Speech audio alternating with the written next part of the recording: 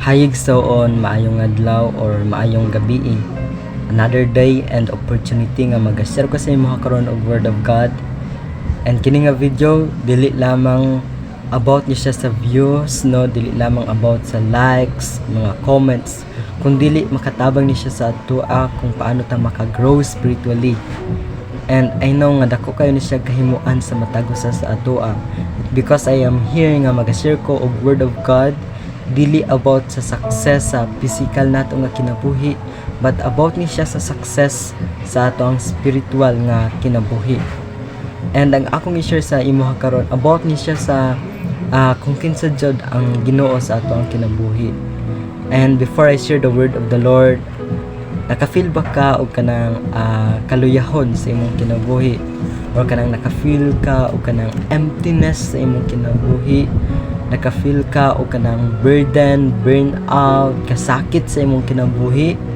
I'll tell you nga, part na ni siya sa ato ang journey, ang mga sakripisyo nato. Then sa mga experience nato, part na ni siya sa mga bad experience, part na ni siya sa ato ang kinabuhi. But the word of the Lord nga nag-remind sa ato sa Psalms chapter 23 verse 3, ana siya nga, giligo niya ako, gitultulan niya ako sa dalan nga angay kong subayon tungod ug alang sa iyang ngalan, which is si Psalm David ni ang gasulat sa Psalms chapter 23. Gina-express niya diri nga ang Ginoo mao ang kanang shepherd nato, no? Siya ang ato ang kanang shepherd, it because siya ang magatultul sa ato ang path or sa ato ang kanang dalan sa kinabuhi.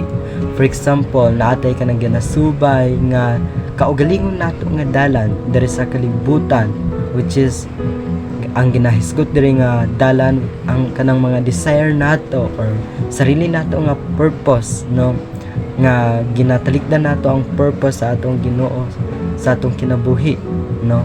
I tell you nga dili ta maka-success ni ana, but if we follow the path nga ginalaan sa Ginoo sa ato, I know and I tell you nga kana nga path, kung gisubay nato ang kanang path nga gikan sa Ginoo, maangkon nato ang success sa atong kinabuhi.